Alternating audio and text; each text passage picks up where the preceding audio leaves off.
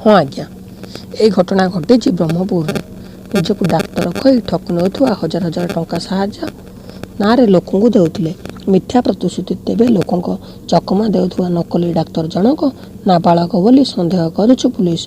Brahmapur MKCG medical रे जड़े नकली डाक्तर को गिरफ्त करिछि पुलिस।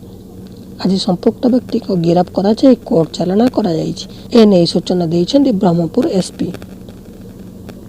युवक जनक निजुक डाक्तर कहवा सह बेकरे जाल आईडी कार्ड पकाई मेडिकल को आसुले।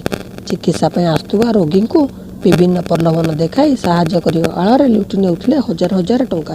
हेले गतकाली मेडिकल को चिकित्सा आसीथिबा किछि रोगींकर तांको ऊपर संदेह होइतिला। विलंब न करी से तुरंत स्थानीय पुलिस को सूचना देथिले। पुलिस मेडिकल पहुंची संपृक्त युवक को पचरा उचरा करथिला। जाल आईडी कार्ड जबत करने सह तांको गिरफ्त मध्य करथिला। या सह युवक जनक जो स्थान परिचय पत्र तैयारी करथिले से संस्थार मालिक को मध्य पुलिस जेरा करिछि। तेबे व्यक्ति जनक केबेठू एपरी काम करुछन्ति ताहा स्पष्ट होई नाही।